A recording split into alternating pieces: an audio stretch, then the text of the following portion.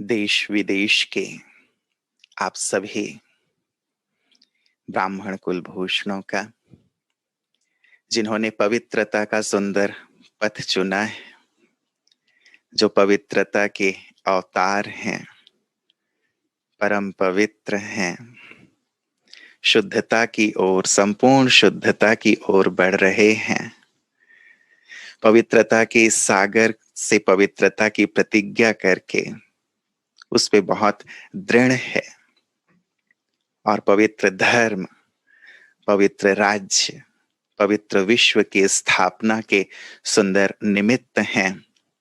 ऐसे आप सभी श्रेष्ठ महान आत्माओं का, जिन पर भगवान को भी नाज है, उनका दिल से बहुत बहुत मधुबन वरदान भूमि की ओर से, प्यारे बाबा की ओर से, सब मधुबन निवासियों की ओर से बहुत बहुत स्वागत है, स्वागत है, स्वागत है।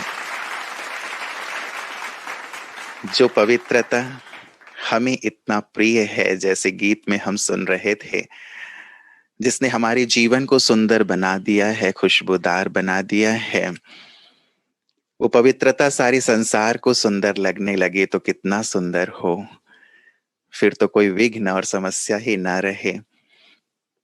लेकिन जब हम इस संपूर्णता के मार्ग पर चलते हैं तो हमारे मार्ग में भी विघ्न आते हैं, चाहे वो आंतरिक हो या बाह्य हो। कैसे उसे सहज रूप से सुलझाएं, उसी पे ये सुंदर पवित्रता की श्रृंखला है।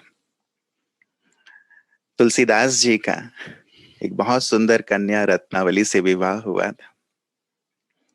रत्नावली जी कुछ समय के बाद अपने मायके चली गईं, लेकिन ये तुलसीदास जी इतने मोहग्रस्त थे, इतना ज्यादा उन पे आसक्त थे कि वो उनके बिना रह नहीं पाए, क्योंकि वो उन्हें बताए बिना गई थी। ये कहीं कार्य के लिए बाहर गए थे, उनके भाई आए, उन्हें लेकर के चले गए। अब ये आसक्तिवश बड़े ही तूफानी रात में निकल पड़े, रत्नावली रत्नावली कहते हुए। देखा नहीं कि मौसम कैसा है, ये नहीं सोचा कि मैं कल सुबह चला जाऊंगा, पूछ लूंगा, लेकिन नहीं, निकल गए। उफनती हुई नदी थी, क्योंकि गांव उस पार था, भारी वर्षा हो रही थी। एक शव बहता हुआ जा रहा था, इन्हें लगा कि ये लकड़ी है, उसे पकड़ के वो पार चल पड़े, शव को पकड़ के पार चल पड़े। वहां पहुंचे, देखा आधी रात थी, घर बंद है, कैसे पहुंचा जाए, क्योंकि वो ऊपर फर्स्ट फ्लोर पे रहते हैं। देखा एक रस्सी लटक रही है, उससे चढ़ गए, लेकिन वो रस्सी नहीं, अजगर था, सांप था। इतने आसक्त, ये अपवित्रता इतना, जिसे कहते हैं कि वो अंधा सा कर देता है। पहुंच गए ऊपर रत्नावली के पास। रत्नावली ने देखा कि अरे ये इस हाल में इस समय ऐसे पहुंच गए। उन्होंने कहा कि जितना प्यार आपका मेरे इस हाड़ मांस के शरीर से है, जो विनाशी क्षण भंगुर है, इतना या इससे आधा भी, तनिक भी प्यार राम से होता तो आप तो बहुत सागर पार हो गए होते। धिक्कारा उन्हें। क्या जीवन है आपका, क्या सोच है आपकी। इस धिक्कार ने तुलसीदास जी का जीवन परिवर्तित कर दिया। वो पवित्रता के पथ पर चल पड़े, श्री राम के पथ पर, ईश्वर के पथ पर चल पड़े और रामचरितमानस की रचना कर डाली, जिसे आज घर घर में भारतवर्ष में पढ़ा जाता है। विदेशों में भी जहाँ कहीं भी आप हैं, आप देखते होंगे जो भारतवासी है उनके घरों में रामायण का पाठ होता ही है। इतनी महत्ता है पवित्रता की, जो एक आम इंसान को, एक ऐसे आसक्त व्यक्ति को भी इतनी महानता के शिखर पर पहुंचा देता है। और वही पथ हम सबका है, जो प्यारे बाबा हम सबको दिखा रहे हैं। लेकिन जैसे कहा कि जो इसमें विघ्न बाधाएं आती हैं, उन्हें भी सहज रूप से हम कैसे पार करें, ये भी प्रश्न रहता है। और हम सब सौभाग्यशाली हैं कि हमारे साथ परम आदरणीय सूर्य भाई जी हमेशा ही हम सबको प्रकाशित करने के लिए होते हैं, जो स्वयं ही मास्टर ज्ञान सूर्य हैं, स्वयं पवित्रता के सूर्य हैं, सारे विश्व को ज्ञान का और पवित्रता का सुंदर प्रकाश दे रहे हैं। तो मैं प्रथमतः तो अनुरोध करूंगा आदरणीय भ्राता जी से कि आज दूसरा हमारा सत्र है, पवित्रता पर सुंदर प्रकाश दें। पश्चात आपके प्रश्नों को लेकर मैं उनकी ओर बढ़ूंगा। आदरणीय भ्राता जी। ओम शांति। सभी भाई बहनों का स्वागत है। पवित्रता का मार्ग सरल कर दिया स्वयं। परमपिता ने आकर जब वे शिक्षक बनकर हमें राजयोग सिखाने लगे। पवित्रता की बात हमारी होली बुक्स में पहले से ही लिखी है। सभी धर्मों में इसका पालन किया गया, लेकिन चलते चलते ये मार्ग लोगों को कठिन लगने लगा और प्योरिटी छूटती गई। बाबा आए, भगवान का अवतरण हुआ। उन्होंने ब्रह्मा तन में प्रवेश करके पवित्र बनो, योगी बनो मंत्र दे दिया।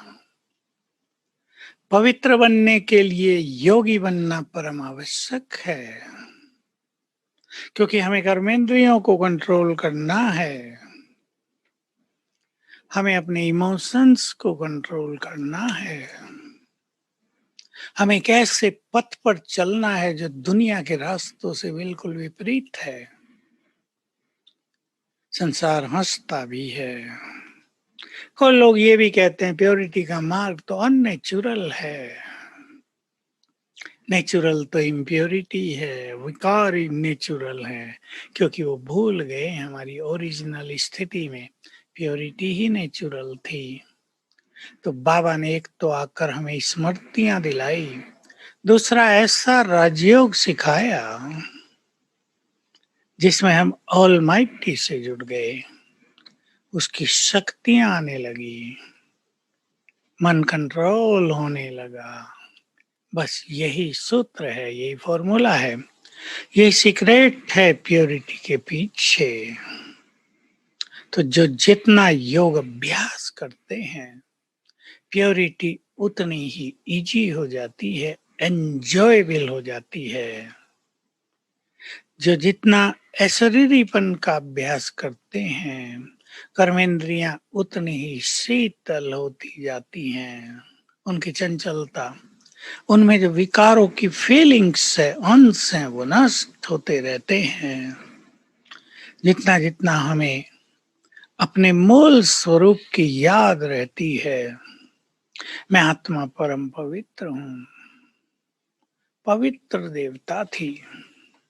अब देखेंगे साकार मूल्यों में रोज ही बाबा याद दिला रहे हैं, रोज, लगभग रोज 90% मूल्यों में मैंने देवी देवता धर्म की स्थापना की थी, फिर से आ गया हूँ देवता धर्म की स्थापना करने। तुम पवित्र देवता थे, लक्ष्मी नारायण जैसे थे, और ये बात हमेशा बोलते हैं। तुम सर्वगुण संपन्न थे और संपूर्ण निर्विकारी थे। हमें याद आने लगे। जितना जितना याद आएगा, हमारे प्योर देवत्व के संस्कार जागृत होंगे, एक्टिव हो जाएंगे, क्योंकि वो सब हमारे माइंड में, अंतर मन में, सबकॉन्शियस माइंड में समाये हुए हैं। तो प्योरिटी और योग आज का जो मुख्य थीम है। योग से प्योरिटी सरल होती है, और जैसे जैसे ये प्योरिटी निर्विकारी स्थिति में बदलती जाती है, जिसमें हम ईर्षा द्वेष से मुक्त, देह के आकर्षण से मुक्त, नफरत, द्वेष, दूसरों के बारे में नेगेटिव फीलिंग्स, इनसे मुक्त होते जाते हैं, क्रोध से मुक्त, अहंकार से मुक्त, उतने ही हम संपूर्ण निर्विकारी बनते जाते हैं। और ये निर्विकारी स्थिति हमें बाबा के बहुत समीप ले जाती है। फिर हमें ज्यादा योग लगाना नहीं पड़ता, हम उसके सम्मुख रहने लगते हैं। वो हमारा है, ये फीलिंग डीप होने लगती है, उस पर हमारा अधिकार है, ये अनुभूति और गहरी चली जाती है, उससे क्लियर बातें होने लगती हैं। बाबा ने कई बार कह दिया, जो वॉइसलेस है, वॉइसलेस निर्विकारी, वो वायरलेस की तरह बाबा से बातें कर सकते हैं, डायरेक्ट बातें, बीच में किसी की जरूरत नहीं, कोई इंटरफेरेंस नहीं होगा, कोई डिस्टरबेंस नहीं होगा। वो आत्माएं कैच कर सकेंगी क्या कहते हैं भगवान। तो एक बहुत सुंदर मार्ग सबने चुना है। संकल्प करेंगे जिस मार्ग पर हम आगे बढ़ रहे हैं, पीछे मुड़कर नहीं देखना है। जो पावरफुल आत्माएं होती हैं, जो बहुत बुद्धिमान होते हैं, वो एक बार जो अपना पथ चुन लेते हैं सोच समझ कर, किसी भी कीमत पर उसे छोड़ते नहीं हैं। जो स्ट्रांग ब्राह्मण्स हैं, जो बहुत शक्तिशाली हैं, उन्हें कितनी बाधाएं आ जाएं, कुछ भी चीज तंग करें, जैसे पिछली बार चर्चा हुई, स्वपन तंग करें, लेकिन वो इस मार्ग से विचलित नहीं होते। ये बैटल फील्ड है, युद्ध का मार्ग है। बातें बहुत सारी इसमें भी आती हैं, क्योंकि कोई व्यक्ति 1 साल में 2 साल में पावन नहीं बन जाता। It takes time. हमें बाबा ने बहुत अच्छा समय दिया है, हम अपने ओरिजिनल स्वरूप को पहचाने। मैं आपको एक छोटा सा अभ्यास दे रहा हूं, वो आप किया करें। मैं पवित्रता का फरिश्ता हूं। आत्मा मस्तक में चमक रही है। करें अभी अभ्यास। आत्मा मस्तक में चमक रही है, प्रकाश का शरीर है। शरीर के अंदर प्रकाश का शरीर भी है। मैं आत्मा 2 शरीरों में बैठी हूं, अंदर लाइट का, बाहर फिजिकल बॉडी। तो मैं आत्मा प्रकाश के शरीर में हूं। फिजिकल बॉडी जैसे हट गया मेरे से,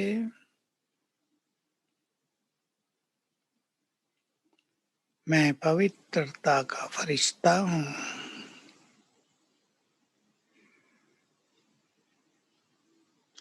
पवित्रता की गोल्डन किरणें मेरे चारों ओर फैल रही हैं।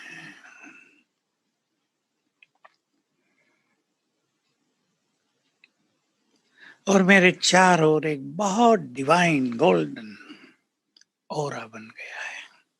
आभा मंडल। बैठ जाए इस आभा मंडल के बीच में।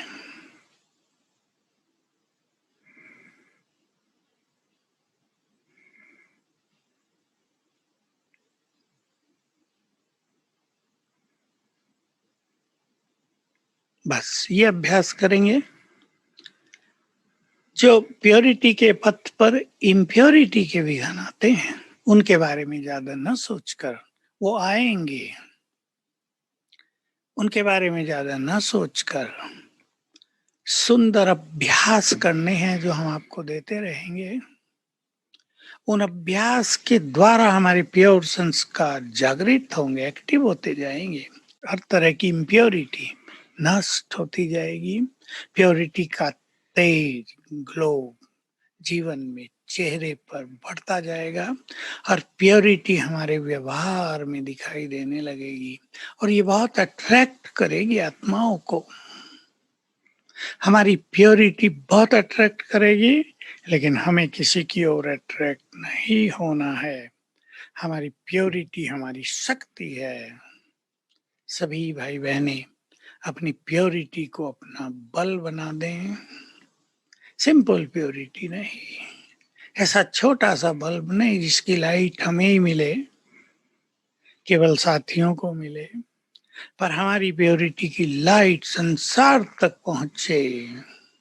ऐसा बल इसको बना देंगे तो इस बल के सामने सारा संसार नमन करेगा। अब हम आपके प्रश्न ले रहे हैं।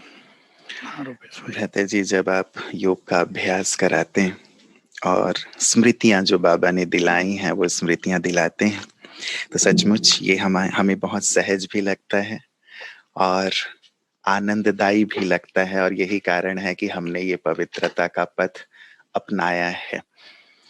लेकिन जैसे आपने कहा, हम निर्बाध रूप से, निर्विघ्न रूप से आगे बढ़ें, हमारी तो ये चाहना होती है। लेकिन पिछली बार हमने व्यक्तिगत कुछ प्रश्न लिए थे आपके।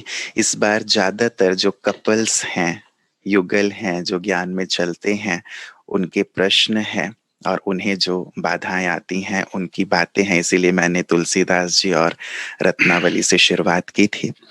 तो व्रता जी, हमारी सभी जो रत्नावलियां हैं, बाबा की बच्चियां हैं, वो तो अपने युगल को तुलसीदास बनाना चाहते हैं, लेकिन भाई साहब तुलसीदास बनना नहीं चाहते, तो यहाँ विघ्न आता है। तुलसीदास हिंदी साहित्य के बहुत बड़े कवि हुए। कुछ लोग उन्हें सबसे बड़ा कवि मानते हैं। देखिए, उन दिनों एजुकेशन ज्यादा नहीं होती थी, लेकिन कवित्व तो मनुष्य के अंदर था। और जैसे ही उसकी पत्नी ने उसको जैसे ठुकरा भी दिया और ललकारा, उसका वो प्योरिटी का जो छुपा हुआ अंश था वो जागृत हो गया, और वो हो गया प्रभु प्रेम में मगन। जब मनुष्य प्रभु प्रेम में मग्न हो जाता है तो वो कवि बन जाता है, उसके अंदर का कवित्व उभर जाता है। ये टैलेंट्स जिसके अंदर हैं वो तुरंत जागृत हो जाते हैं। तो हमारी बहनें पवित्रता की देवियां हैं और शिव की शक्ति हैं। इस केस में हम ये देख सकते हैं कि रत्नावली को तुलसीदास के प्रति आसक्तियां नहीं है, वो उसे ईश्वरीय पथ पर चलाना चाहती थी। हमारी माताओं बहनों में थोड़ा मोह ज्यादा रहता है, मेरा पति दुखी होगा, उसके विकार उसे तंग करेंगे, ये भी तो दुख देना हो गया। ये दुख देना नहीं है, ये दुखों को हरना है। भिन्न भिन्न बातें सोच कर वो ढीली हो जाती हैं, लेकिन अगर वे भी शिव शक्तियां बन जाएं तो उनके बोल में पावर आ जाएगी। तो अभ्यास करेंगे घरों में रहते हुए, मैं पवित्रता की देवी हूं और शिव की शक्ति हूं, अर्थात शिव की शक्तियां मेरे पास हैं। फिर देखो आपके बोल में कितनी पावर आएगी। दूसरी बात मैं कहना चाहूंगा, अपने साथियों को कन्विंस करने का तरीका आपको आना चाहिए। मैंने कई सीधा कहती है मुझे पवित्र रहना है, मेरे पास नहीं आना है तुम्हें, ये विधि नहीं है। पवित्रता क्या है? अच्छा मूड देखकर बैठकर थोड़ी थोड़ी बातें करो। किसने पवित्र बनने का आदेश दिया है? कौन आया है सृष्टि को पावन करने के लिए?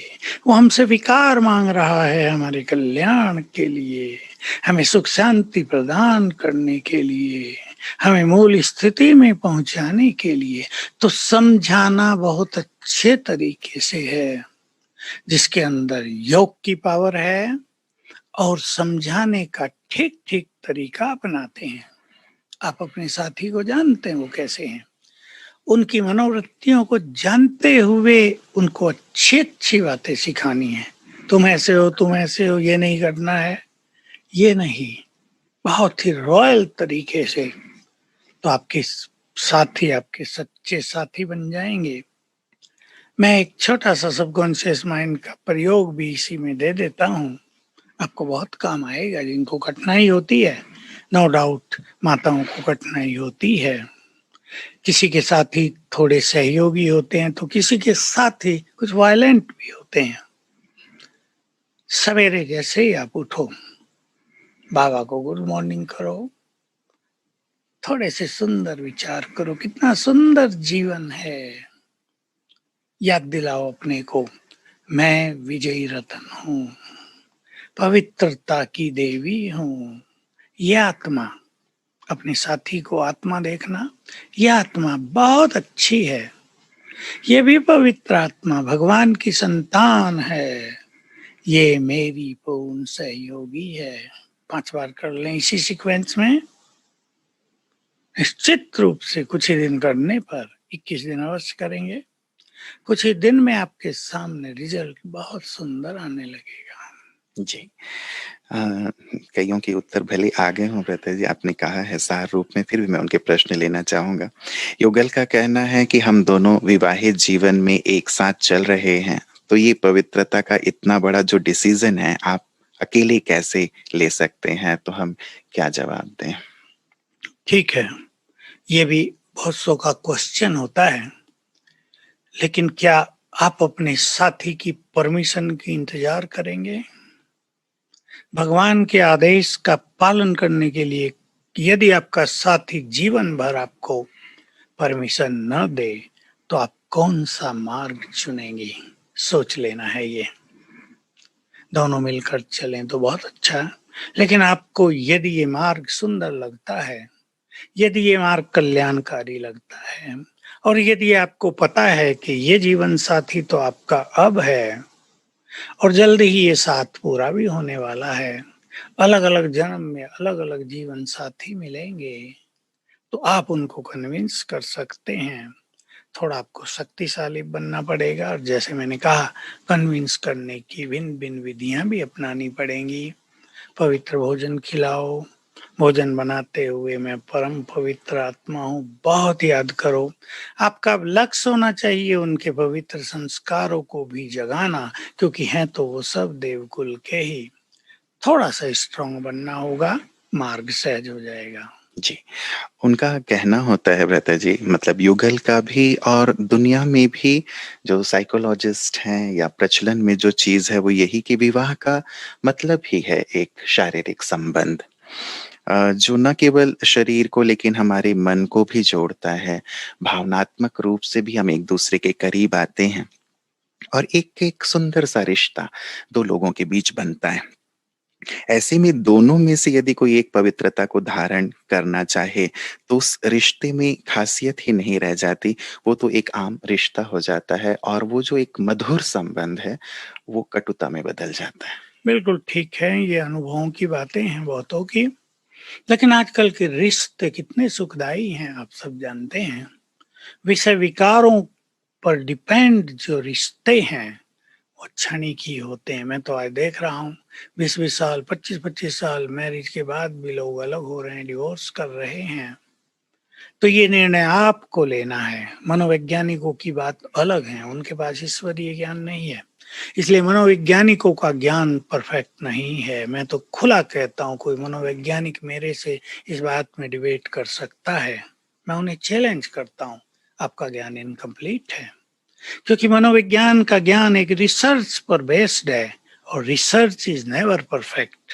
ये हमें याद रखना चाहिए।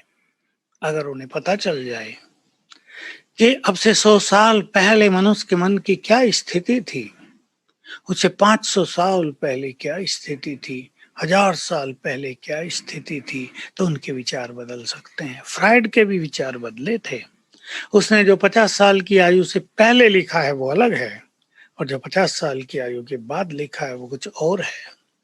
एनर्जी को चैनलाइज करने की बात उसने की है। जितने जितने साइकोलॉजिस्ट मैच्योर हुए, केवल नॉलेज से काम नहीं चलता, अनुभव और मैच्योरिटी बहुत बड़ी चीज है। उतना उतना उनके विचार बदलते गए, और अब सबसे बड़ा साइकोलॉजिस्ट स्वयं भगवान, वो हमें आदेश ही नहीं देता, शक्ति भी देता है। थोड़ी बहुत कठिनाई अवश्य होती है, लेकिन यदि आप विकारों से समझौता करते रहेंगे, तो वो आप जान लें, आप ईश्वरीय सुख नहीं ले पाएंगे। एक है ईश्वरीय सुख, दूसरा है विषय विकारों का सुख। पति के साथ संबंध कड़वाहट से भी भर जाते हैं, ये तो यज्ञ के प्रारंभ से ही होता है, लेकिन उन्हें स्वीट बनाने का मार्ग भी बाबा ने हमें दिखाया है। अगर आप अच्छे स्वमान का अभ्यास करते हैं, मैं बार बार ये बात कहूंगा, आज की थीम योग और प्योरिटी है। बिना अच्छे अभ्यासों के न प्योरिटी को नेचुरल किया जा सकता और न साथी को साथी बनाया जा सकता। जी, तो हम पवित्रता के पथ पर वैसे-वैसे दृढ़ हैं भ्राता जी। बस यही है कि जो एक व्यावहारिक समस्याएँ आ रही हैं, उन्हीं का एक निदान जानते तो हैं, हमें योग करना होगा, पहुँचना हमें ही है और दिल में एक भाव है, इसीलिए ये गहरे प्रश्न जो नहीं, बहुत व्यावहारिक हैं वो बहुत आ रहे सुंदर हैं। है, बहुत सुंदर है, और ये परिस्थिति बहनों के पास आती है। जी। अगला प्रश्न भ्राता जी ये कहते हैं कि जब केवल एक साथी आध्यात्मिक यात्रा में है और दूसरा ब्रह्मचर्य के विचार को पसंद नहीं करता है और इस अचानक परिवर्तन के कारण वो उदास या आहत महसूस करता है, तो क्या यह उसके साथ अन्याय नहीं, या एक सुंदर रिश्ते को खराब करना नहीं है? क्योंकि हम सभी ने शादी में प्रवेश किया ये जानते हुए कि क्या अपेक्षित है और क्या आवश्यक है। बिल्कुल आप ठीक कहते हैं। ये दूसरे व्यक्ति को निराशा उदासी आती है क्योंकि विषय विकार उनका जीवन है। इससे रिश्तों में भी खटास पड़ती है, ये भी सत्य है। आपने शादी उसी के लिए की थी, ये भी सत्य है। लेकिन समय की मांग कुछ और है। उस मार्ग पे तो सारा संसार चल रहा है। भगवान का मार्ग हमने चुना है। मैं ये नहीं कहूंगा आप क्रूअल बन जाएं, निर्दयता आ जाए, आप दूसरे को सताने लगे, लेकिन प्योरिटी का मार्ग थोड़ा है अलग ही, सब जानते हैं। साथी आपका नहीं मान रहा, उसकी वासनाएं उसको डिप्रेस करेंगी, उसकी वासनाएं उसको इरिटेट भी करेंगी, ये सब होगा। लेकिन आप उसे आधा घंटा रोज योगदान दें, उसके चित्त को शांत करना, उसको खुशी देना। आप भी घर में उदास होके ना घूमें कि वो उदास है तो आप भी उदास हैं, फिर बच्चों पर भी उसका इफेक्ट आएगा। आप ये सीख लें, थोड़ा खुशी का माहौल क्रिएट कर दें। मुझे याद आ रही है महात्मा गांधी की बात। जब महात्मा गांधी ने भारत को स्वतंत्र कराने का आंदोलन छेड़ा तो उसमें ब्रह्मचर्य की शर्त लगा दी थी कि जो भी नेता मेरे पास आएगा, जो युवक आएगा, उसे ब्रह्मचर्य का पालन करना है। इस ब्रह्मचर्य के बल से ही हम देश को स्वतंत्र कराएंगे। कईयों ने ये बात कही कि बापूजी, हमारी पत्नी हमें साथ नहीं देती, उसे खुश करें, वो नाराज होती है। महात्मा गांधी ने कहा तो उसे ही खुश करो, देश को स्वतंत्र कराना तुम्हारे बस की बात नहीं, जाओ। एकदम सीधा उत्तर दे दिया। उन्हें सोचना पड़ा, हम देश के लिए क्या इस इम्प्योरिटी को, क्या दूसरे की नाराजगी को कुर्बान नहीं कर सकते। लोग कूद पड़े और आज हम देखते हैं रिजल्ट कितना अच्छा हुआ। थोड़ा सा अपने को संभालेंगे। ये बहुत ज्यादा एक ऐसी मोह की चीज मनुष्य के मन में पैदा होती है और बड़ी नेचुरल है कि उसका साथी डिप्रेस है, उसकी वासनाएं उसे तंग कर रही हैं, उसने वो मार्ग अब जबरदस्ती छोड़ दिया है। उसको कष्ट तो होगा, लेकिन मार्ग तो सुख शांति का है। मैंने आपको कहा आधा घंटा योगदान उसको करेंगे और जो सबकॉन्शियस माइंड का प्रयोग मैंने बताया वो करेंगे तो उसकी उदासी खुशी में बदल जाएगी और वो भी ज्ञान मार्ग पर अग्रसर हो जाएंगे। जी, जी। ऐसे ही बहुत सारे अनुभव हम देखते भी हैं ब्रता जी कि सचमुच माताओं ने और वाक़ई अनुभव भी शेयर करते हैं कि ये मेरी गुरु है। इसने भों-भों, भों-भों करके मेरी सारी जितने भी सितम हैं उनको सहते हुए भी मुझे इसलिए हिम्मत नहीं हारना है माताओं बहनों को। हम आपकी कठिनाइयों से अच्छी तरह परिचित हैं। आप ये ना सोचना हम कुमार हैं और हमें इन चीजों का पता नहीं है। हमें सब कुछ पता है। सबके अनुभव सुनते सुनते इस फील्ड के नॉलेजेबल बन गए हैं। और आपसे इसलिए तो सभी शेयर करते हैं, हाँ तो सभी अंदर बाहर की हाँ बातें, सूक्ष्म सब बातें, बताते। और यही हमारा सौभाग्य ब्रता जी कि वही सारे अनुभवों के निचोड़ आप हम सबको प्रदान कर रहे हैं। अगली हमारी बहन कहती हैं कि मैं 1.5 साल से ज्ञान में चल रही हूँ, पर पति पवित्र नहीं रहने देते। झूठ बोल बोल के मैं मुरली सुनने जाती हूँ, योग करती हूँ। यदि पति को पता चल गया तो वो सब कुछ छुड़वा देंगे। उनसे डायरेक्ट बात करने की भी हिम्मत नहीं, और पवित्रता के बिना ज्ञान लेकर फायदा भी क्या है? क्या करूं? अभी मार्गदर्शन। तो आप जैसे चल रहे हैं वैसे ही चलते रहो, क्योंकि बहुत बहनों की माताओं के ये अनुभव हैं कि 2-3 साल लगे उन्हें पवित्रता पर आने में। लेकिन अगर मनुष्य हिम्मत से चलता है, बाबा का बल मिलता रहता है, चलो प्योरिटी भी आ जाएगी। कुछ जीवन में परिवर्तन आप करके दिखा दो, सहनशील हो जाओ, कर्मठ हो जाओ, बहुत पोलाइट हो जाओ, आपका व्यवहार ऐसा हो जिसको सब अप्रिशिएट करें। और जो मैंने 2 विधि बताई, आधा घंटा योग उनके लिए, पानी चार्ज करके पिलाओ, पानी को दृष्टि देकर मैं परम पवित्र आत्मा हूँ, ये बहुत अभ्यास करके पानी दो। भोजन बनाते हुए मैं परम पवित्र आत्मा हूँ, ये बहुत याद करो। अंत में उसमें एक संकल्प डाल दो, इस पवित्र भोजन को खाने से ये आत्मा भी पवित्र हो जाए। क्योंकि ग्रस्त में रहने वालों में दो तरह के केस देखे जाते हैं, कहीं बहन पावरफुल है तो कहीं भाई पावरफुल है। जहाँ भाई पावरफुल होते हैं वहाँ बहनों को इस मार्ग में कठिनाई तो होती है, पर कहीं बहनें बहुत पावरफुल होती हैं, वो अपना मार्ग सहज बना लेती हैं। तो थोड़ा समझदारी पूर्वक, सांप भी मर जाए और लाठी भी न टूटे, ये कहावत है हिंदी की, ऐसा आपको आगे बढ़ना। तो बहनों को शेरनियां, हाँ, शक्तियां बनना होगा। सोचो नहीं कि मैं ज्ञान में चल रही हूँ, प्योरिटी नहीं है, मेरा क्या होगा। चलते रहो, मार्ग निकल जाएगा। क्योंकि ऐसा समय आ रहा है जब इस सारे संसार में प्योरिटी का रिवॉल्यूशन हो जाएगा। घर जाने से पहले सभी आत्माएं पावन बनेंगी ना, तो तेजी से स्पिरिचुअल रिवॉल्यूशन की ओर हम बढ़ रहे हैं, और ये देवकुल की सभी आत्माएं पवित्र बनेंगी। जी जी, तो जैसे हम लोगों ने शुरू में गीत सुना था कि पवित्रता का जीवन हमको प्यारा लगता है, वैसे ही सारे संसार को प्यारा प्यारा लगेगा। लगेगा, ये गीत में पक्की भी थे बात है। ये। हाँ। बेटे जी, अगला प्रश्न है कि केवल पवित्रता के कारण मैंने अपने पति से डिवोर्स लेने का डिसीजन लिया है, तो क्या ये सही है, क्योंकि उनके साथ रहते पवित्र नहीं रहा जा सकता? अब देखिए, डिवोर्स तो आजकल लोग भिन्न भिन्न तरह से ले ही रहे हैं। भारत में भी कई करोड़ केस डिवोर्स के हो गए। उस सब का कारण कोई प्योरिटी इम्प्योरिटी नहीं होती, भिन्न भिन्न तरह के झगड़े, मन मुटाव, कहीं दहेज की बात। विदेशों में भी जो भारतीय हैं उनकी दहेज की बात हमारे सामने आती है। तो इसमें आप सोच समझ कर निर्णय ले लें। अगर आप समर्थ हैं अपने जीवन को आगे चलाने के लिए, तो आजकल डिवोर्स तो कॉमन चीज हो गई है, लेकिन निर्णय आपको स्वयं लेना होगा।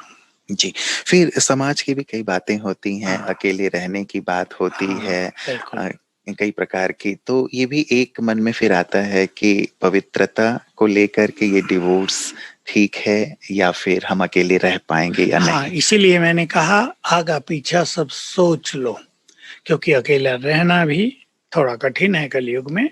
लेकिन अगर भगवान साथी है और आप शिव शक्ति हैं, मैं कहा करता हूँ शेर जंगल में अकेला ही तो रहता है, उसका बड़ा एरिया होता है, अकेला विचरण करता है कांटों के जंगल में।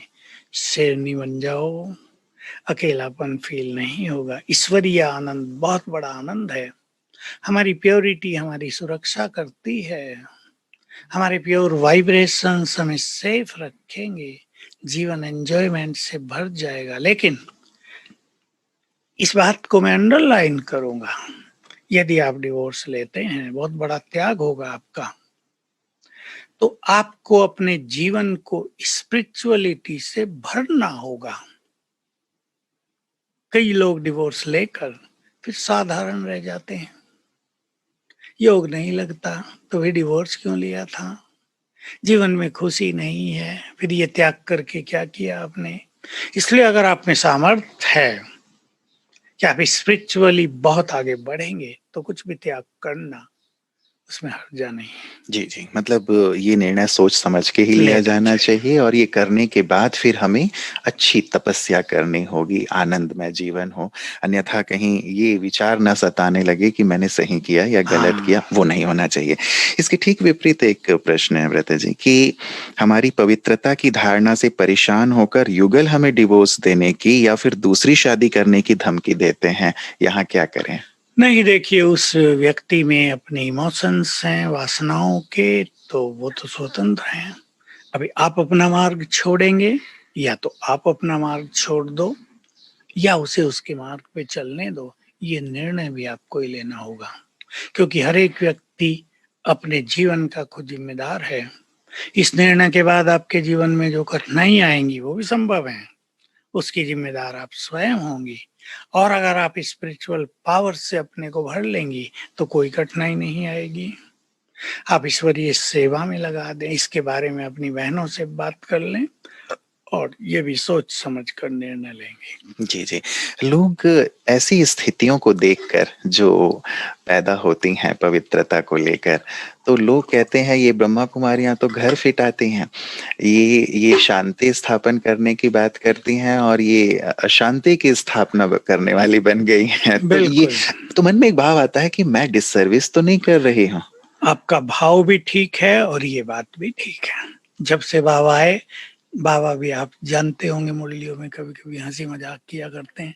जब से मैं आया घर-घर में झगड़े करा दिए मैंने।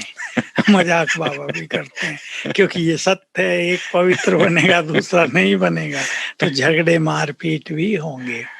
और ये भी सत्य है कि पहले बहुत अशांति होती है, फिर जब प्योरिटी ज़्यादा लोगों में आ जाती है, तो विश्व में शांति स्थापित होती है। तो इसको डिससर्विस तो नहीं माना जाएगा क्योंकि ये भगवान की आज्ञा है।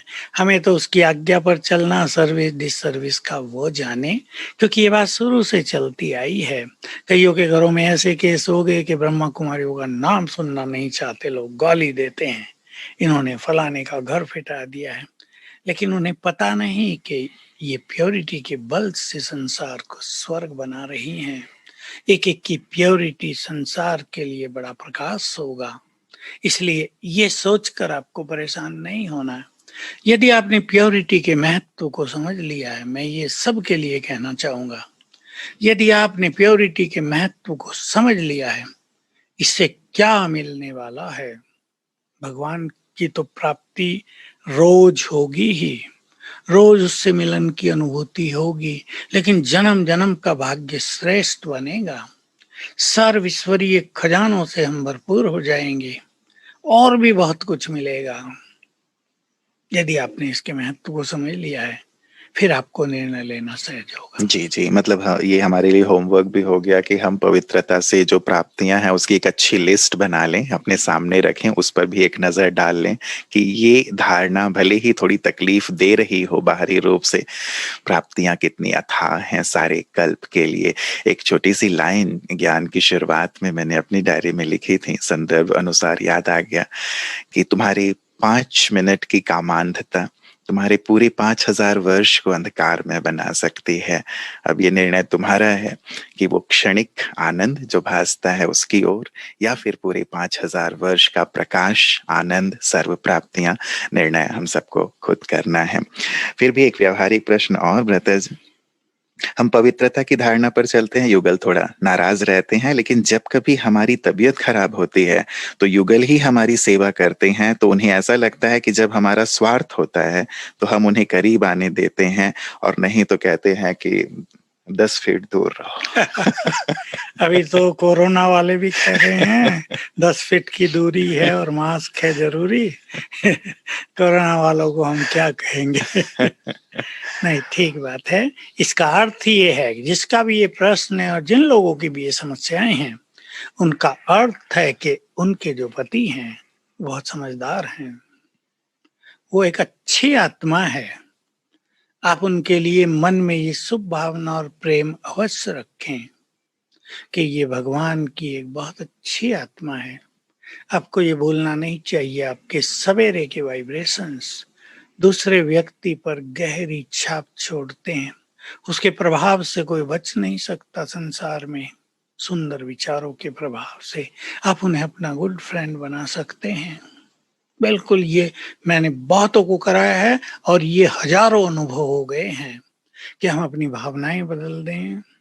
ये मेरा गुड फ्रेंड है, मेरा सहयोगी है, बहुत अच्छी आत्मा है, महान है। विजन भी बनाओ, मेरे साथ डायरी पेन लेके कार में बैठ के मुरली सुनने जा रहा है, तो आपका जो साथी है वो निश्चित रूप से बहुत अच्छा है। आप उसे विकारों का सहयोग न दें, बाकी इतना सहयोग दें कि उनके दिल को जीत लें, तो बहुत अच्छा रहेगा। जी। हम पवित्र मार्ग पर चलते हैं, लेकिन कई बार सामने वाले की हवस इतनी अधिक होती है कि वे किसी भी हालत में कंट्रोल में नहीं आते। उस समय जैसे कि हमारे स्वमान के अभ्यास का भी कोई फायदा नहीं होता। ऐसी परिस्थिति में क्या करें? पवित्रता टूट जाती है। हाँ, ये भी समस्याएं साकार बाबा के सामने भी आती थी, क्योंकि विकारों का फोर्स भी बहुत बड़ा फोर्स है, ये मन उसको अंधा बना देता है। उस टाइम मनुष्य कुछ नहीं सोचता। देखो आज रेप के केस हो रहे हैं, वो यही तो है।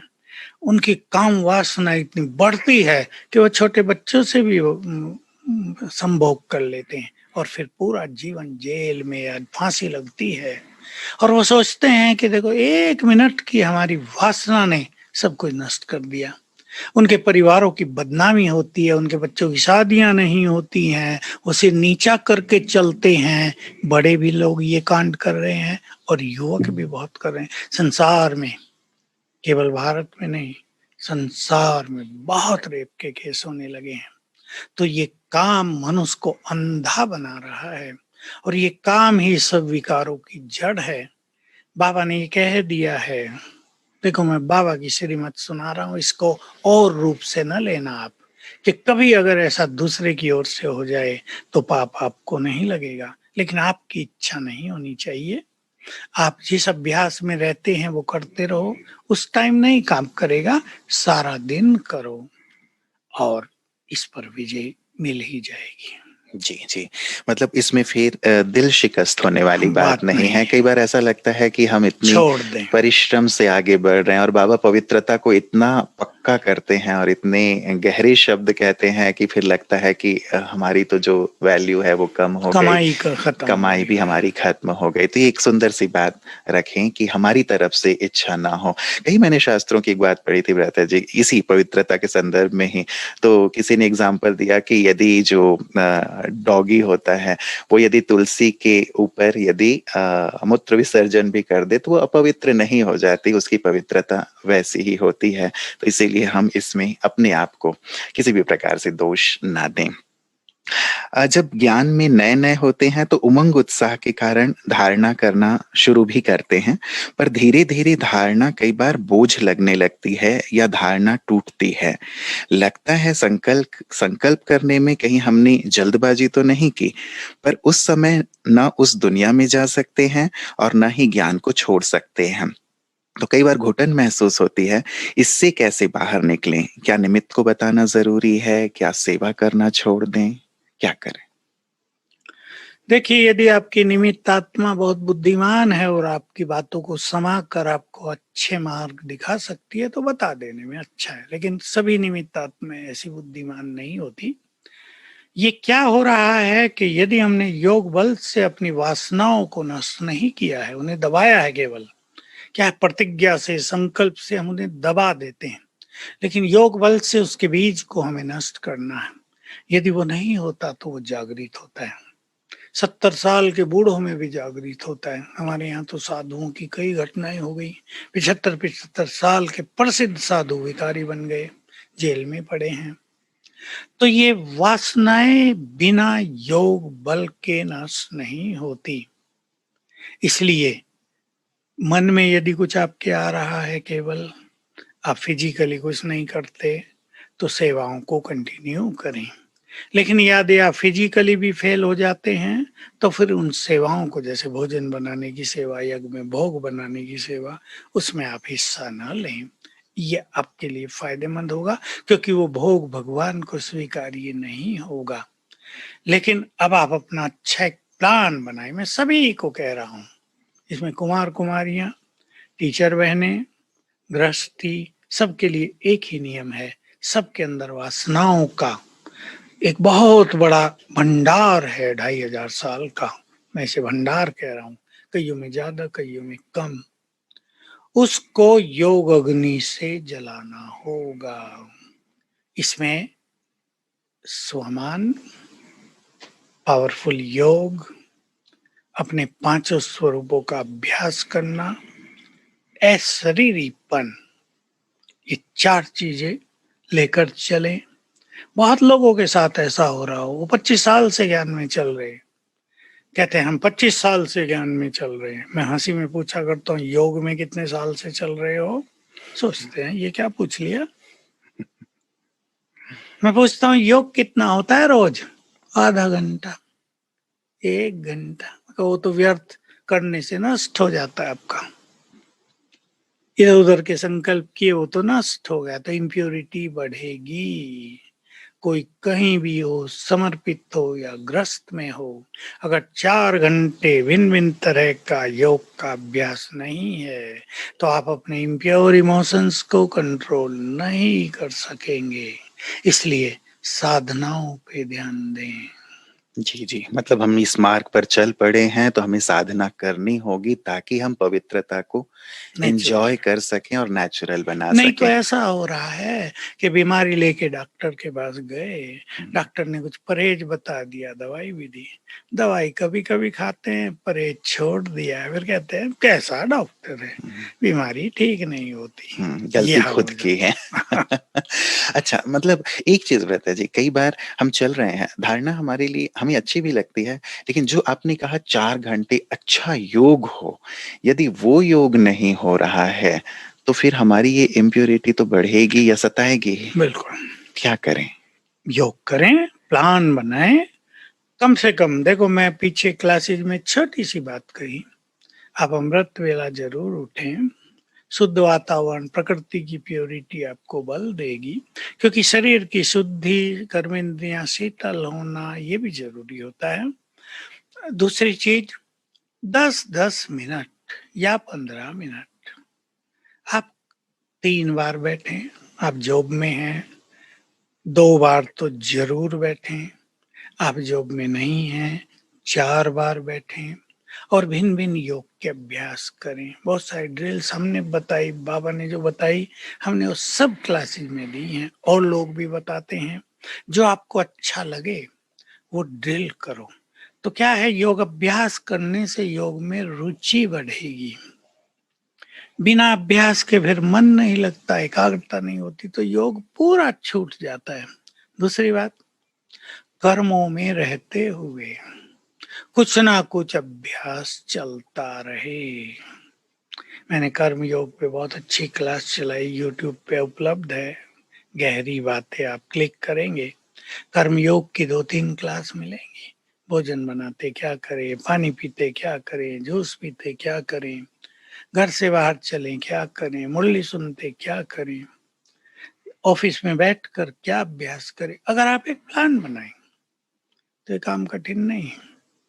वो अभ्यास कोई घंटों का नहीं है, 10 सेकंड। छोटे-छोटे हैं। आप बात घर से बाहर निकल रहे हैं, बाबा को बुला लो, आओ बाबा मेरे साथ चलो, फील करो आ गए, बस इतना ही।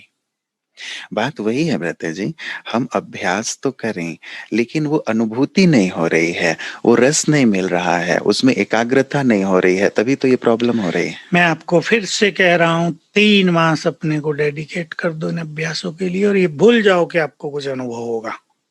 जैसे डॉक्टर कह देते हैं ना, भाई 6 मास ये दवाई खाओ, 6 मास में कुछ ठीक नहीं होगा, लेकिन 6 मास बीतते ही आप 15 दिन में ठीक हो जाएंगे। आप 3 मास डेडिकेट कर दो अपना टाइम, और ये सब अभ्यास करो, अपनी प्लानिंग करो, खुद प्लानिंग करो अपनी दिनचर्या के अनुसार। 1 मास में आपको सुंदर अनुभव होने लगेंगे। देखिए, अनुभव, इनका आधार कई चीजों पर है। हमारा पास्ट कैसा बीता, हमारे पाप पुण्य कितने हैं, हमारे अंदर प्योरिटी इम्प्योरिटी कितनी थी, और हमें रुचि कितनी है, हम दृढ़ कितने हैं, तो अनुभव होंगे अवश्य। भ्राता जी, जब कभी एक और प्रैक्टिकल सा प्रश्न है, जब धारणा टूटती है, तब जो मुरली के महावाक्य हैं, जैसे 5 मंजिल से गिरे तो प्राप्ति खत्म, बाबा उनकी तरफ देखता भी नहीं है, तो तब लगता है कि अब आगे बढ़ने से क्या फ़ायदा? क्या फिर से पुरुषार्थ में लग जाएँ? पर जब-जब ऐसे महावाक्य आते हैं तो हम पूरी तरह दिल शिकस्त हो जाते हैं कि अब बाबा ही नहीं देखेगा, हमारी हड्डी-पसली वैसे ही टूट गई, अब फिर से वो स्थिति बनेगी नहीं। तो वो जो प्रारंभिक जो रस नशा है, था, नशा था, वो नहीं रहता है। बिल्कुल सच्ची बात है ये तो। देखो, अब भगवान ललकार रहा है, एक बार विकार में गिरे तुम्हारे सारे पुण्य नष्ट हुए। एक्चुअली बाबा तो हम सभी को संपूर्ण पावन बना देना चाहता है ना, क्योंकि संपूर्ण पवित्र आत्माएं तो इस संसार को ऐसे ही रोशन करेंगी जैसे पूर्णिमा का चंद्रमा रात को भी रोशन कर देता है। इसलिए उसकी नजर है सब पे कि मेरे बच्चे संपूर्ण पवित्र बन जाए, इसलिए वो कहीं कहीं कड़े शब्दों का प्रयोग भी कर देता है। अव्यक्त बाप दादा से ये बात पूछी थी, हमें याद है, बहुत साल पहले की बात है, 45 ईयर्स हो गए होंगे। बाबा अपने रूम में आए थे पांडव भवन में। निर्वैर भाई ने पूछा, बाबा साकार में आप थे, बड़े कड़े कड़े शब्द बोलते थे, अब अव्यक्त में तो बड़ी स्वीट लैंग्वेज हो गई आपकी। घरेलू मीटिंग थी, बाबा बैठा था, जैसे बाप से बच्चे बात करते हैं। तो बाबा ने कहा, बच्चे कोई चीज छुड़ानी होती है ना, देखो बच्चों ने भी चाकू पकड़ लिया हो हाथ में, तो छुड़ाने के लिए कुछ कुछ करना पड़ता है ना। छी छी छी छी, ये छोड़ो, है गंदा है, फेंक दो इसे, बच्चे फेंक देते हैं। तो बाबा भी तुम सबसे विकार छुड़ाना चाहते हैं, तो इस सब विकारों से मुंह मुड़वाने की बात बाबा कहते हैं, इन्हें अवेयर करते हैं। लेकिन फिर से अगर ऐसा हो जाता है, देखो बात तो खराब है, कोई 10 साल चल के और फिर गिर जाए तो उसको बिल्कुल गिल्टी कॉन्शियस होगी। कहना तो सहज है कि फिर से शुरू करो, लेकिन मनुष्य की, जैसे बाबा ने कहा, हड्डियां टूट जाती हैं, फ्रैक्चर हो जाते हैं, वो तो हो ही जाता है। लेकिन गिर के पुनः संभलना, हार के फिर उठ जाना, हार को फिर विजय में बदल देना, हार से हार न मानना, ये बहुत आवश्यक है। मैंने ऐसे देखे केस, एक बार कोई गिर गया, लेकिन फिर इतना स्ट्रांग हो गया कि जीवन भर तेजी से आगे बढ़ा है, पावरफुल हो गया। तो अपने विचारों को थोड़ा बदल लेंगे, हार भी हो जाती है ऐसे मार्ग पे चलने में।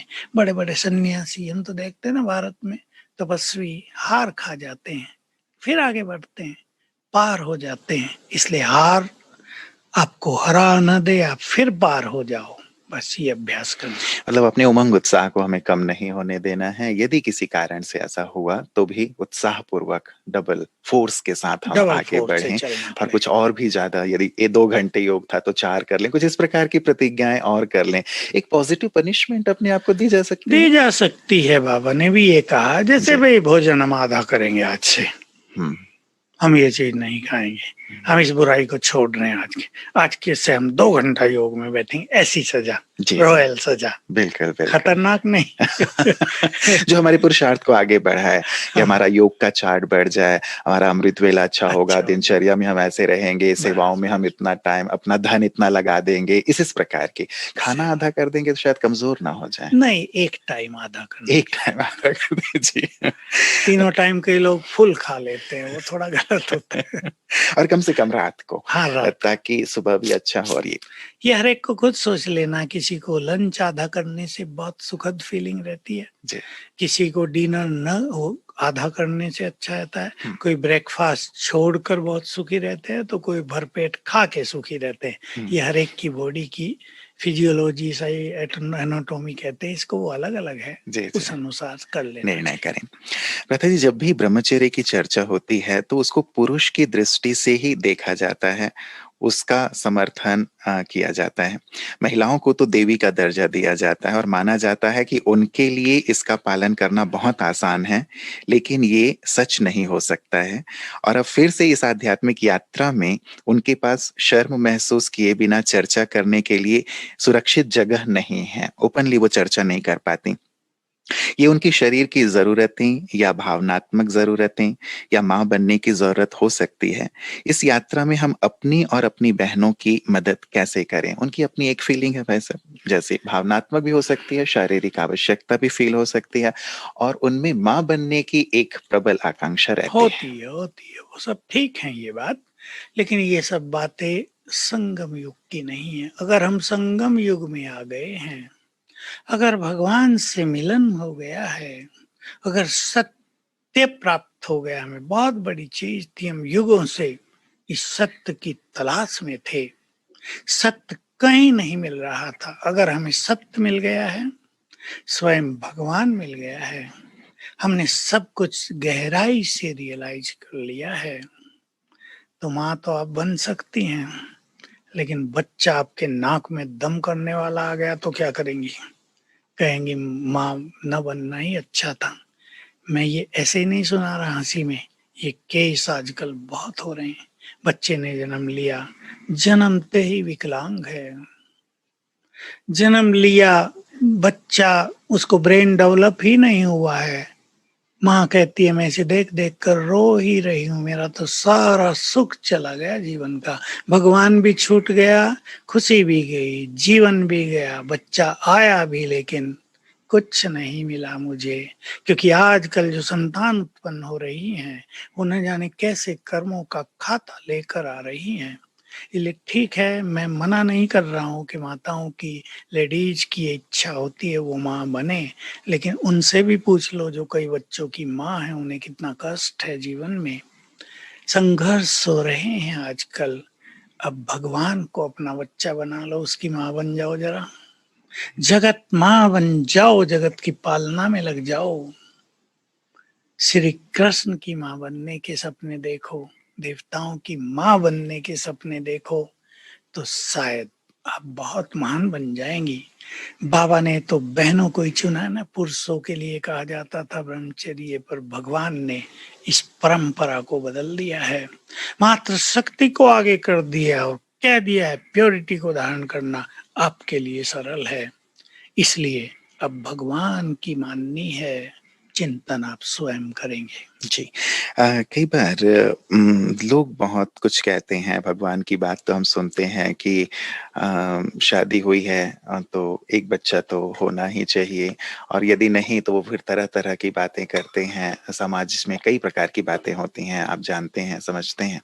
और दूसरा फिर कई बार खुद की भी इच्छा हो जाती है कि कम से कम एक हो जो हमारा वारिस हो, हमारा भी ख्याल रखे, हमारी संपत्ति को भी सँभाले। ठीक बात है, भी आप इस पे भी स्वयं निर्णय करेंगे। देखिए, ज्ञान आपके सामने स्पष्ट है, अब निर्णय आपके हाथ में। मैं इन सब बातों को अच्छी तरह जानता हूँ। भावनाएं, सामाजिक परिवेश हमारा, जिनको संतान नहीं होती उनको समाज और दृष्टि से देखता है, लेकिन यदि आप देवी बन जाएं तो क्या समाज आपके चरणों में झुकेगा नहीं? क्या समाज आपका नमन नहीं करेगा? आपके ऊपर है। मैं एक अनुभव सुनाता हूँ। हमारे यहाँ की एक साहूकार घर की माता, उसको एक लड़का था, बड़ा था, ज्ञान में थी वो, है अभी भी। उसके उस यंग लड़के की मृत्यु हो गई पिछले साल। बहुत दुखी हुई। दुख तो होता ही है बहुत, एक ही हो और वो भी चला जाए कोरोना में। मेरे को कांटेक्ट किया, मैं उसको हल्का किया, फिर से उसकी उमंग उत्साह बढ़ाई। अब कोई उसे एक ज्योतिषी और तांत्रिक मिल गया। अब इस बात को 1 साल हो चुका था। उसने कहा मैं तुम्हारे गर्भ में उस आत्मा को फिर से ला सकता हूं, अगर तुम तैयार हो तो। फिर उसने मेरे को कांटेक्ट किया। अब मैंने सोचा इस बात पे। मैंने उसे कहा कि पहली बात तो बाबा को छोड़ोगी, फिर से विषय विकारों में जाओगी? कहाँ, बाबा तो छूट जाएगा। मैंने कहा छोड़ना चाहती हो? बिल्कुल नहीं। मैंने कहा उसने कहीं जन्म ले लिया है, वो किसी परिवार का आनंद बढ़ा रहा होगा, क्योंकि बहुत अच्छी आत्मा थी। किसी की गोद में किसी माँ को वो आनंदित कर रहा होगा, वहां उसकी मृत्यु होगी, वो तुम्हारे पास जन्म लेगा, उस परिवार का सोचो क्या हाल होगा। और क्या जरूरी है वो 100 साल जिए? वो जन्म लेके 6 मास में चला गया, फिर क्या करोगी? अब उसकी आंखें खुल गई और उसने पवित्रता की प्रतिज्ञा कायम रखी। मैंने कहा इन तांत्रिकों पर वो आपसे 20-50 लाख मांग लेगा, इन पे विश्वास ना करो, क्योंकि फैक्ट्री के मालिक हैं, पैसे वाले हैं। तो देखिए, ये निर्णय खुद लेने हैं, विचार करो। मैंने आपको बहुत सारी बातें बता दी हैं, लेकिन मैं हम आपके लिए इसमें निर्णय ले लेंगे, आपकी टीचर निर्णय नहीं लेगी। हम तो आपको अच्छी बातें कहेंगे, निर्णय लेना आपके अपने हाथों में है। इसी प्रकाश की ज़रूरत है भ्राता जी, और अनुभव की भी ज़रूरत है। तभी हम सही निर्णय ले पाते हैं, अन्यथा ये अंदर का जो द्वंद था, उसी द्वंद को निकाल के तो सामने रखा जा रहा है और सुंदर प्रकाश मिल मैं रहा है थोड़ा हमें। और कह देना चाहता हूँ, क्योंकि ये केस मेरे पास आते रहते हैं। जी। शादियां हुई हैं, दोनों पवित्र हैं, सास भी कह रही है एक बच्चा तो होना चाहिए, वो भी ज्ञान में है सास, फिर भी कह रही है। समाज वाले भी ऐसी वैसी नजर से देख रहे हैं। मैंने उन्हें कहा, उन्हें कह दो 1 साल का हमें समय चाहिए, और इनसे बहुत अच्छी साधनाएं कराई। वो लोग जो इनको विवश करते थे हाथ जोड़ के खड़े होते हैं कि आप ही महान हो, आप देवियां हो हमारे घर में। तो अपनी स्थिति से, हमारे वाइब्रेशन से दूसरों की दृष्टि, दूसरों की फीलिंग्स बदल जाती हैं। बिल्कुल, मतलब यही दृढ़ता होनी चाहिए जैसा आपने कहा, और सचमुच देर से ही सही लेकिन झुकते ज़रूर हैं लोग, हमारी महानता को स्वीकार ज़रूर करते हैं। अन्यथा ये भी देखने में कई बार आता है, कोई ऐसा कहते हैं कि हम 4 पीढ़ियों से ज्ञान में चल रहे हैं, तो वो ये 4 पीढ़ियाँ कहाँ से आई वो समझ में नहीं आता। देखिए ऐसी बात है ये। मैं दूसरी बात भी कहना चाहूँगा, बच्चा हो गया, पहले दोनों युगल बहुत तेज पुरुषार्थ कर रहे थे, बच्चा हो गया। अब दोनों का आधा जीवन बच्चे के लिए बीतने लगा, आधा समय रोज का बच्चे में मोह पड़ गया। अब बहन जी कहती है योग तो लगता ही नहीं भाई जी। मैंने कहा अब तो बच्चे से योग लगाओ, आपकी बहुत इच्छा थी, बाबा तो मिला हुआ है। फिर पवित्रता धारण करने में 2-4 साल लगते हैं, तब तक ये खेल पूरा हो जाएगा। और अब तो हम विनाश के ओर प्रवेश कर चुके हैं ऑलरेडी। जी। भ्राता जी, अंतिम प्रश्न ले रहा हूँ, फिर चाहेंगे कि थोड़ा आप हमें योगाभ्यास करा के और सबल कर दें, शक्तिशाली कर दें। प्रश्नों की तो लंबी श्रृंखला है। ये कहते हैं कई बार मन में ये संकल्प आता है कि शायद हम ही ज्ञान की गहराई में नहीं उतर पा रहे हैं, केवल ऊपर ही ऊपर तैर रहे हैं, इसलिए इतनी परीक्षाएं आ रही हैं। तो अपने अंदर उस गहराई को हम कैसे लाएं ताकि अपवित्रता का अंश और वंश भी समाप्त हो जाए, और साथ ही सामने वाले का भी हमारे प्रति जो अपवित्र संकल्प है वो न चले। Very good question. हमें अपनी बुद्धि को रिफाइन करना चाहिए, क्योंकि रिफाइन बुद्धि में ही ज्ञान की गहराई आती है। मैं अपने से जानता हूं, यही मुरली मैंने 11 बार सुन ली है और अब भी सुनता हूं, लेकिन उनकी डेप्थ हर बार अलग रूप से समझ में आती है।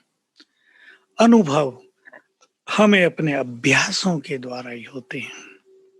हम दूसरों को आत्मा देखकर बात करेंगे, हम अपने स्वमान की प्रैक्टिस बढ़ाएंगे, हमें रिजल्ट मिलेंगे। क्या होता है इससे? हमारे बिगड़े काम कैसे बनते हैं, दूसरे हमसे कैसे अच्छा व्यवहार करते हैं, हमारा क्रोध ईगो कैसे नष्ट होता है। तो अच्छे अभ्यास करते रहें, अपनी बुद्धि को स्वच्छ करते चलें। प्योरिटी अपनाने के बाद भी कई लोग व्यर्थ में ज्यादा ही रहते हैं। प्योरिटी सबसे बड़ी चीज अपना ली, लेकिन ईर्ष्या को नहीं छोड़ पाए। प्योरिटी जो लोग इम्पॉसिबल मानते हैं, आप जानते हैं मनोवैज्ञानिक कहते हैं इम्पॉसिबल, वो अपना लिया, उसको पॉसिबल कर दिया, लेकिन क्रोध के वश हो जाते हैं। तो हमें इनसे बुद्धि रिफाइन नहीं रहती, डिवाइन नहीं बनती। बुद्धि को रिफाइन डिवाइन करें, व्यर्थ से अपने को मुक्त करें, तेरे मेरे को छोड़े, तेरे मेरा तो दीवार है, ये हमें आगे नहीं बढ़ने देंगी। और तब हम अच्छे अभ्यास करें जो मैंने आपको कहा, तो निश्चित रूप से अनुभव बहुत सुंदर होंगे। जी जी, चाहेंगे भ्राता जी उसी अनुभव की गहराई में आप हमें थोड़ी देर ले चलें, ताकि हम उसी प्रैक्टिस को अगले हफ्ते तक थोड़ी गहराई से अपने अंतर्मन में चले हम उतारें। 5 मिनट जी भाई साहब। 5 स्वरूपों का अभ्यास करते हैं।